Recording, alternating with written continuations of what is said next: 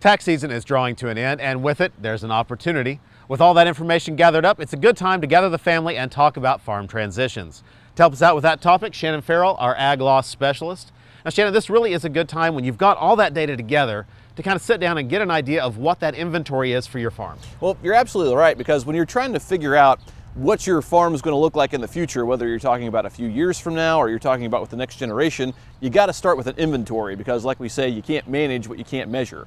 So getting that inventory together is good for a couple of reasons. Number one, it'll give you a good idea of what assets that you're going to be dealing with in this plan. And number two, it naturally gets you thinking about, what do I want to have happen with this land or this equipment? And so it begins that process. And by the way, when you go talk to a professional, your accountant or your lawyer, the first thing they're going to tell you to do is create an inventory anyway, so you might as well get the process started yourself. All right, so once you have that inventory, what next? Group objectives maybe? Right, because now that you're thinking about having a farm transition plan, you need to establish what those objectives are going to be, because those objectives then are going to drive the tools that you're going to need to select to make that plan a reality. So you need to think about things like, are you going to have enough retirement income to make sure that you can have a quality of life that you want until you pass away, and how much of the business do you want to keep intact for the next generation to step into, if indeed the next generation does want to come back to the farm and operate it as a going business.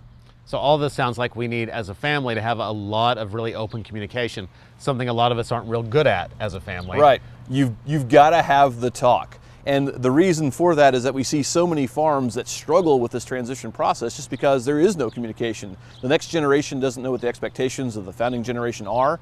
And lots of times we see people that are coming back to the farm just because they think mom and dad want them to, when really they've never talked about if they wanted to come back to the farm.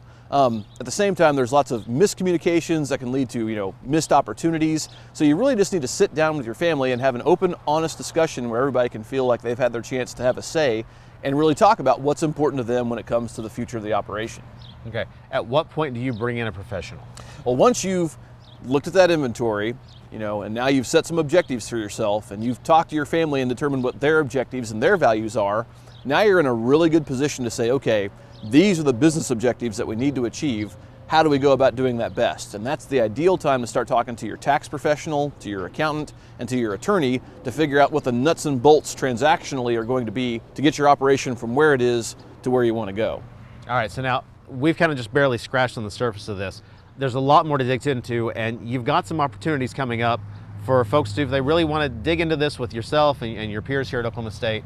Tell us about those. Absolutely. We're really excited to have some grant funding from the USDA's Risk Management Agency and some partnerships that we've established with Farm Credit and the Noble Foundation.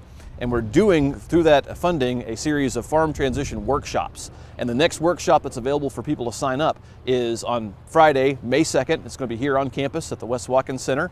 A day-long workshop where we're going to talk about inventory, family communications, what are some of the tools that you can use to transition your farm to the next generation, and then how do you really integrate all the generations as part of that planning process. So that's the first step in that approach. And then for people that have participated in our one-day events, then later in this summer, probably going to be early August, we're working on scheduling an intensive 2-day workshop where we'll talk in more depth about those topics, and we'll have accountants, mediators, and lawyers available for you to ask your questions, and you can come have the talk here in a neutral environment where everybody can really get their feelings out there and really start making some steps towards the future. All right, very good. And if you'd like to know more about those workshops, visit our website, sunup.okstate.edu.